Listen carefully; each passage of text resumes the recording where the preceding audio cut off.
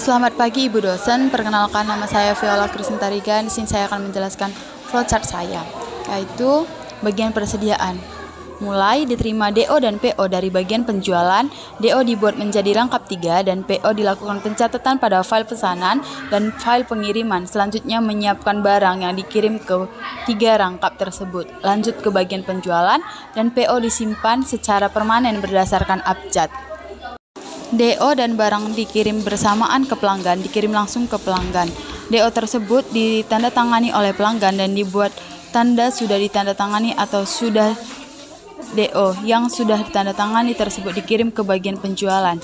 Penjualan ketiga DO yang sudah ditandatangani dan PO dikirim langsung ke bagian persediaan. Pemasok menerima surat order pembelian. Jika cocok dengan apa yang ada di file persediaan, dikirim langsung ke bagian persediaan. Jika tidak cocok, akan dibuat surat pemberitahuan penolakan barang. Surat order yang kedua dilakukan pemeriksaan silang. Jika sesuai, langsung surat dikirim untuk membuat surat order pembelian dan disimpan permanen berdasarkan nomor urut. Barang yang diterima dan sudah dicatat dan dimasukkan dalam persediaan lalu disimpan dalam persediaan secara permanen sesuai nomor urut. Yang kemudian nomor 2, adapun cara untuk mengatasi kecurangan fraud adalah dengan membuat standar tertentu untuk dapat mengurangi kerugian yang dihasilkan.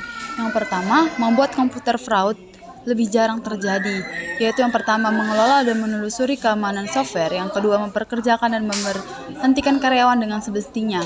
Yang kedua ada meningkatkan kesulitan untuk melakukan komputer fraud, yaitu yang pertama mengembangkan sistem pengendalian internal, yang kedua adanya pemisahan atau pembatasan tugas karyawan, yang ketiga mengendalikan data yang sensitif dan adanya pengamanan sistem maupun saluran informasi, yang keempat meminta pegawai mengambil cuti, yang kelima membatasi akses ke perlengkapan komputer dan file data, yang keenam menginskripsikan data dan program. Yang ketiga adalah memperbaiki metode deteksi, yang pertama melakukan audit secara berkala, kedua adanya konsultan, yang ketiga mengamankan saluran telepon, yang keempat mengendalikan data yang sensitif, yang kelima mengendalikan komputer laptop, yang keenam mengawasi informasi hacker, yang keempat mengurangi kerugian akibat komputer fraud, yaitu yang pertama menggunakan jaminan asuransi, yang kedua adanya penyimpanan cadangan file-file perusahaan. Demikianlah penjelasan dari saya, sekian dan terima kasih.